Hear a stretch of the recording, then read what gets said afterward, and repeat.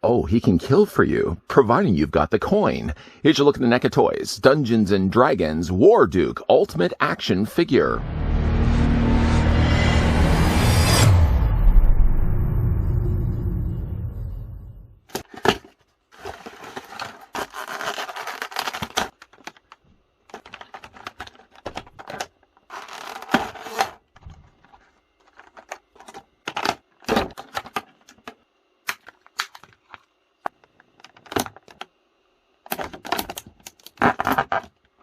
Warduke fights as a remorseless, cold-hearted mercenary who works for coin. The evil swordsman serves Kelek as a cohort and adventuring companion from time to time. He wields a flame-tongued long sword and wears a dread helm. He never removes his helmet to reveal his face to others, but the visage beneath it is that of a grim, hideously scarred gladiator. We'll be looking at Warduke in a moment. First, though, I'd like to thank the folks over at NECA Toys that were kind enough and were providing this sample of the Dungeons & Dragons Warduke that we could have a look at in this review. They were also nice enough to provide the previously looked at Grim Sword. I've been loving this line so far. Taking now the tape measure just to see how long or how tall, in this case, Warduke stands, I'd have to go a little higher than his head, simply just because he's got these wings on the sides of his helmet. If that's the case, then Warduke stands about 8 inches. Well, actually, he stands exactly 8 inches in height, or the figure's just a little bit longer, a little bit taller than 20 centimeters tall. Warduke may be tall, but he's not Grim Sword tall. To prove that, I'm going to actually slide over the figure that we're about to have a look at and bring in the earlier looked at Grim Sword. I don't know why I have to say it like that every single time.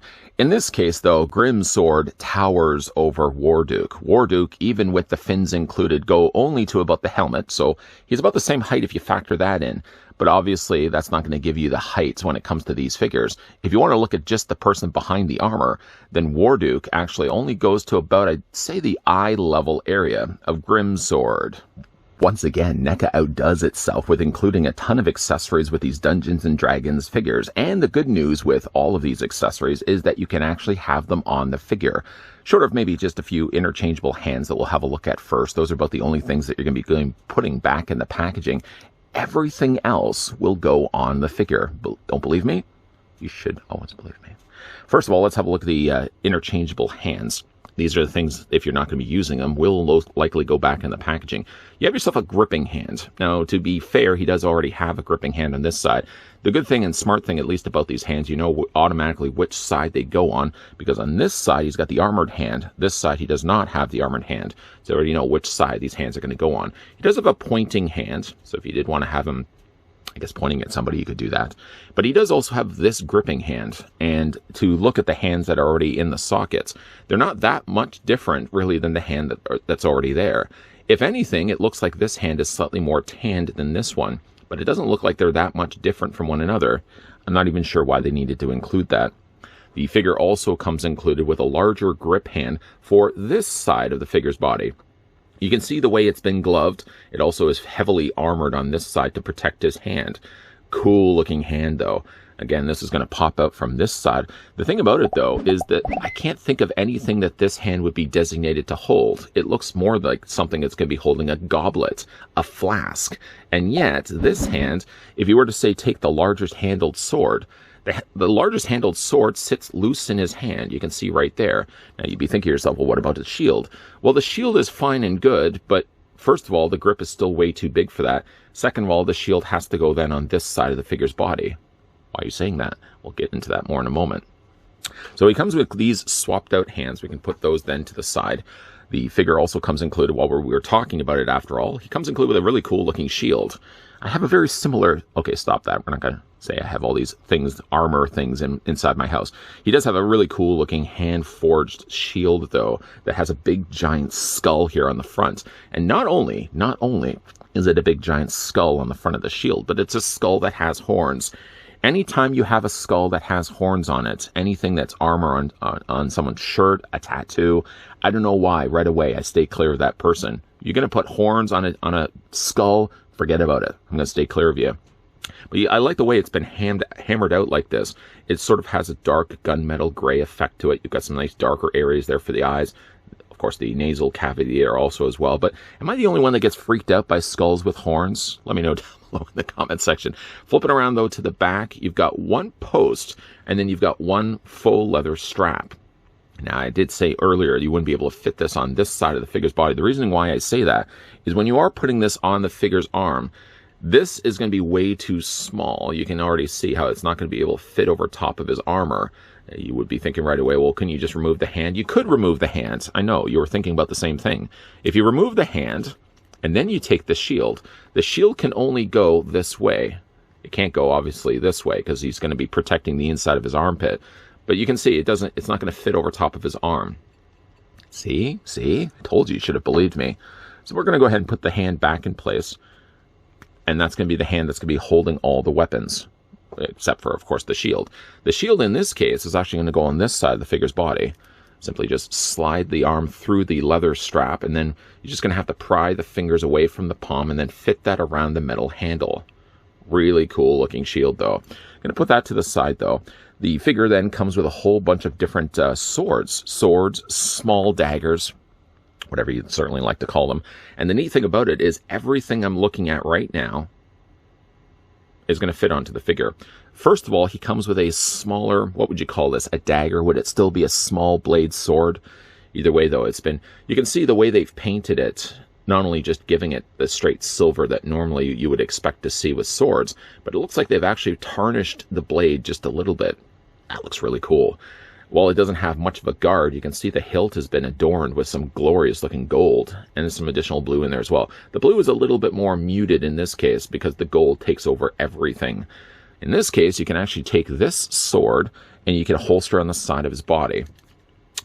Cautionary tale, though, when you are taking this guy out of his plastic prison, the scabbard or sheath is only attached, well, it's attached by zip ties separately from the rest of the figure. So if you do unstrap everything that's on the figure and you think you can remove right away Warduke, go back, stop what you're doing. You have to go back and actually unstrap these. I did that at the beginning of the video too, because it's only literally just the chain that's keeping the scabbard onto the figure's body. Once that's in place, you can go ahead and slide the sword down and sheath it on the side of the figure's body. He does actually have a scabbard here on the back of his body, very long one for the longer sword, and he also has one on the side of his body there as well. So like I said, he holds everything that the figure comes included with. How about that? While getting him to stand here, let's look at the rest of Warduke's accessories. The figure comes included with, again, another dagger, sword. I'm going to call it a sword. The sword, once again, is sort of giving a tarnished look to the blade. Love the look of that. I like how it's more lighter in the silver in the middle, lighter on the edges. Ooh, it's not really sharp. But on the inside, you can see it's kind of got more of a tarnished look to it. Really cool effect. In this case, it looks like the top of the actual hilt looks like it's a bird. I don't know if it's supposed to be a bird, but I'm going to call it a bird. You can see some additional silver that's been added there to the rivets, and while most of that then is given this really nice metallic navy blue. Boy, that looks sharp. It is actually the same color that they use then for the helmet. It's the same color that they use also. It's like a matching paint swatches at stores. It's the same coloring as the chain armor also as well on the side of his body. But this, you can go ahead, just move his arm up, and we're going to holster this on the side of his body. Again, this just slides down the side holster. This is the harder of the two. I want to make sure I had it on the right side. I might even have had it on the wrong side. Let's just slide this in. Yeah, you know what? Butterfingers over here. Put it on the wrong side. There we go.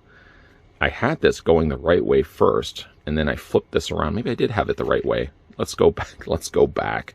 Put it over here. You know what's throwing me off is the fact that the handle is the same color as the hilt. So I automatically thought initially that it went on that side. And it does go into the holster. See, I was right the first time. It does go on this side, but it's a very tight fit. This one also is the right length, so I did have it right the first time. There we go. Yeah, putting this one in on this side, it is very tight quarters. So I don't know if you will want to put that inside, holster that on the side of the figure's body. I prefer to maybe leave it out, but just to show you, it does actually fit in there. It just fits really tightly, and you also have to put it on an angle, which doesn't really help matters either. That just holsters again on the side of his body, but we're gonna leave it off for right now. The last thing that the figure comes included with does also have its own accessory. Wait, what? An accessory has an accessory? It does. The figure comes included with a really long sword. The sword itself does have an actual flame attachment, but just before we actually do that, you can see once again they've added a darker coloring of the silver there for the blade. The guard in this case has been given a nice gold with a center ruby coloring of red, and then of course the main hilt section has been wrapped off here with what I can only imagine to be leather with gold capping the top of it. This has, I have no confusions whatsoever where this necessarily goes. This is holstered here on the back, just simply slides down. And again, while putting this one in, I noticed it's not immediately a smooth entry into the hilt. You sort of have to, when you're putting it in, feel like you have to wiggle it back and forth just a little bit because it feels like there's almost obstructions inside. Probably why the reasons I had the same problem hilting the one sword on the one side there also as well. But we're going to go ahead and slide the sword there on the back. So like I said, everything does store here on the figure. Or what you can also do too, if you want to have a little more fun with it, the figure also comes included with a flame attachment. Now the flame attachment is more of a translucent yellow plastic. You can see it's been colored more in the darker orange on the outsides of it. And this then fits over top of the blade. But again, when you're feeding it on, just want to be careful while you're feeding it. You get to about this point, and then you think you can't go any further. Just carefully wiggle it back and forth. You want to make sure, of course, the blade is in the center area of the opening. If it's up at the corner and you're pushing pressure against it, it's probably likely you're going to be breaking the plastic of the blade. But that slides all the way on, and then you've got yourself a really cool looking flame sword. Really nice. And because he's going to have the shield then on this side of the figure's body, I'm going to then take the flaming sword and going to put it on this side of the figure's body. Just simply pry the finger away. The plastic that they did use for the swords are more the type that would break if you're not too careful. So you want to make sure that the plastic here in the fingers are much softer. Pry that away. Don't try to fit the hilt of the sword right in there right away, because it's going to break. But that's what it looks like then when you've got the flaming sword there attached to Warduke's hand. Boy, that's a nice looking figure. Boy, that's a nice looking figure. For the sake of obviously looking at the rest of the figure, it's going to be a little bit more difficult than to have that with the sword already in his hand. So we're going to go ahead and take the sword out of his hand. Carefully wiggle this back and forth. There we go. And we're going to put that to the side. Getting, though, a closer look now at Warduke. As much as I would have said the same for Grimm's sword, loved the design of Grimm's sword, I think I would say right now my favorite of the Dungeons & Dragons figures is Warduke. I suppose it probably worked out to the benefit of Warduke that I looked at this figure second. Had I looked at it first, I would have said that Grimm's sword was a good figure, but maybe not as good as Warduke here. Warduke's got some glorious looking colors here. One thing that works really well to this figure is the use of the metallic blue that they chose here. The metallic blue is glorious, especially the way you got lights shining off of it. It's the same blue that happens to make appearances then on the chainmail on the arm, chainmail also here on the leg. And the part that the hilt that I replaced and put the wrong sword in the first time actually then has the hilt in that same color as well, with some additional decorative gold added in there as well. The head sculpt is really good. I'm happy with how this one turned out. If anything, I would say this little section of black right here is supposed to be more the recessed areas of the helmet where you can't see his face. It's overshadowed, obviously, by the helmet. But I would have then taken this part of the face, sort of where his mouth, I guess, begins, or his nose begins. I would have pushed it back just a little bit further. I mean, I think for the sake of molding this in the press, it probably made more sense that they kept everything together. Because if they didn't, if they pushed this further back, I know I'm getting my finger in the way of things. If they did push this further back, these would then have to stick out on their own, and there'd probably be more of a likelihood of these breaking. So that's probably why they kept the mold so close together like this. It does certainly look a lot better further away. And to be fair, it actually does look fine up close. But you notice right away, though, that the mold is a little bit more closer to the helmet. Again, I wish it was a little bit more pushed back. You can see well, you can only really see his eyes that make up his face. The eyes are very dark ruby red, the same actually red that they use here for the stones in his helmet. He's got, again, these bat wings that are so cool here on the sides of his helmet. That does give him a little bit more higher reach. If not for that, obviously he'd be a lot shorter than Grimm's sword. He's got some really cool decorative work here. He does have like this shoulder pad piece, which I thought might have hindered some of the articulation on the figure, but in actual fact, it's pretty soft. In fact, you can actually see there's some nice spikes protruding out the top of it, and some really nice banding of red that they also put there as well. He only seems protected really on this side of his body, which is somewhat funny. He has the chainmail on this side. He has then the metal gauntlets there on his arm and his hands. And he has, of course, the shoulder pad protection. But he doesn't have much going on this side of the figure's body. There's some nice little straps that they sculpted in there and painted well in brown. He's got a little amulet also here. Now, the amulet is attached to the rest of the bandoliers, the strapping here. So It's not a separate piece. Again, when we flip the figure around, there's a lot to really take in. He's got the big giant scabbard here on the back to hold the sword, a tiny little pouch to carry anything he needs to carry. And if you are one that likes your loincloths, he has a very long loincloth here on the back of the figure's body, and a slightly shorter one here on the front, sculpted really nice. Again, going back to the idea of skulls with horns. Look at the skull with horn on the front of his belt. That's been given a nice tarnished gold look.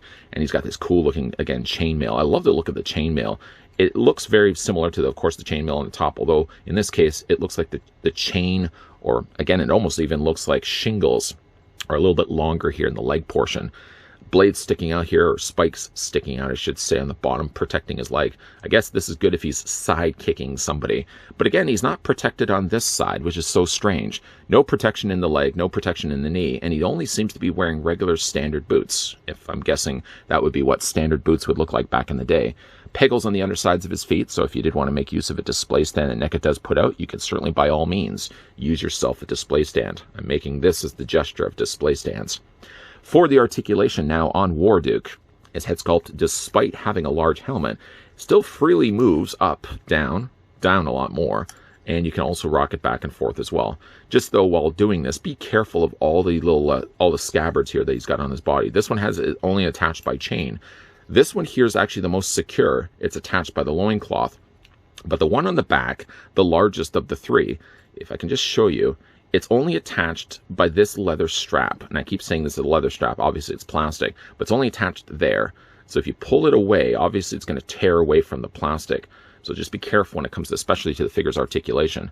For his upper torso is on a ball joint. But again, with what limitations we certainly have with all the way that the scabbards have been attached, just though be careful when it comes to rotating the torso up and down. It looks like it's cut right there. So yeah, that's where you'd be able to rotate it. But it doesn't do too much, just because you get the straps there, he's got the shoulder pad there, and again, he's got all these scabbards that you're going to be having to worry about the whole time. Shoulders, though, come out on Warduke. Let me just bring those shoulders out. I did say, like, this one I thought was going to be a little bit more limited. It's not super limited, really. The shoulder pads are high enough, and they're softer enough plastic that when it comes to rotating the figure's arms, they're not going to get in the way of things. Figure has a bicep swivel. Figure has only just a single hinge in the elbow, but that allows at least the rotation of the forearm, and you can rotate the hands all the way around. Legs do splits, but again, just be careful of the scabbards on the side. I know I keep saying the same thing, but just be careful. Take the legs, you can move them forward. You can move them back also as well. There's a swivel at the top cut of the thigh, well, swivel, I should say, where that's attached via ball joint. If we were to peek underneath the hood, you'll notice that he actually does have a little ball joint in there, so that rotates there, by the way it's been assembled. Figure has only a single hinge in the knee, but that allows at least the lower leg to rotate, and the figure's feet move up and down this way, and a nice ankle pivot there as well. Yeah, you know, again, like these figures, I'm really loving this line so far. It's giving some creative luxuries, not necessarily creative luxuries because they're basing on the original designs, but it's giving really a chance, I think, for NECA's artists to shine when it comes to sculpting these figures. Again, we're just going to move this guy over, bring in the earlier looked at Grim Sword. And you know, while again, I really like Grim Sword, and I still really like Grim Sword, the colors that they managed to put into Warduke pop a lot more. The skin tone obviously makes him a lot brighter of a figure than the Grim Sword we looked at before. And again, while they are of the same line, my appeal and my interest and my attention certainly is more focused on Warduke with all the colors and all the sculpting that NECA managed to put into this figure. And here in the final looks of Warduke from the brand new Dungeons & Dragons line, courtesy of the folks over at NECA Toys. Once again, I've succeeded in having the figure displayed with all of his accessories. Actually, let's backpedal that just a little bit. All of the accessories, except for the 3 interchangeable hands that NECA packaged along with the figure, those will then be going back into the box. Some people like to keep all their extra accessories into little baggies. I prefer myself to put them back in the boxes that the figures came in. That way, if I ever have to go back, instead of looking through individual bags, I simply just go back to the box of which that figure came from in the first place to find and retrieve those accessories if I ever need to change them. I don't think I'm likely going to be changing any of the accessories either. I mean, fine to give us those extra hands, the pointing hand stuff, but really with both the gripping hands with the figure stock out of the packaging is more than enough to hold the shield, is more than enough to hold the flaming sword. I don't think I'm ever going to really change those hands out anyways. Also going back to the idea of displaying this guy with everything he comes packaged with. Sorry again, I don't know why I was so confused with sheathing those smaller blade swords. I knew I had it down the right time, but I guess just because one was fighting in getting inside the scabbard, I've started to flip things around when in actual fact I had it right the first time. The thing about the blue handled sword, the one that has the curved blade, is it actually does fit fine into the brown scabbard. It's just a case where if you have more patience and you're not trying to get through a review of it, if you carefully slide it in there, it fits all the way down. And in fact, it fits so far and snugged into the scabbard, I'm probably just going to leave it in there. I'm not planning to actually rotate the figure's torso anytime soon. He has more than enough articulation to speak of for his arms and his head, that to not rotate his torso for the risk of breaking either one of the handle blades, I'm just not going to do it. I'm just going to move the articulation on the arms and in the head. And in a pose like I've got it right now, I think he's going to look really nice on the shelf. One thing I also really like that NECA include with this, like his calling cards, is the fact he does have a flaming sword. The flame effect doesn't have to be permanent either. So you don't like the idea of not having a flaming sword? I don't know why anybody would not want the idea of a flaming sword, but let's just say you're an individual that doesn't want a flame on your sword. You can easily just slide it off. Although putting it on is a lot harder than actually removing the fire from the blade. All in all, a great looking figure. This one of the two figures we've looked at is my favorite of the two. But again, big thank you to the folks over at NECA Toys that did provide the sample of the Dungeons & Dragons Warduke that we could have a look at in this review. What do you guys think of the figure? Let me know down below in the comments section. Have you guys at all been collecting any of these Dungeons & Dragons figures from NECA? And if you have, let me know what you guys think of them down below in the comments section. Also as well, if you guys enjoyed this video, why not throw it a like? If you guys are loving the content, and certainly on board to see more, then make sure you hit the subscribe button down below, and yes, move on over to the bell notification. It may seem strange, like why, if I'm already subscribing, why do I have to also turn on the bell notification? It's to tell YouTube some strange reason that you are interested in watching the videos. It's not just enough to hit that subscribe button down below. You would think that that would be enough, but you also have to ring that bell as well. We're going to have a look at a ton more NECA reviews coming your way, so if that's the thing you like to come back to this channel for, just come back to this channel, because there will be more NECA reviews coming your way. As always, guys, thanks for watching. See you guys next time.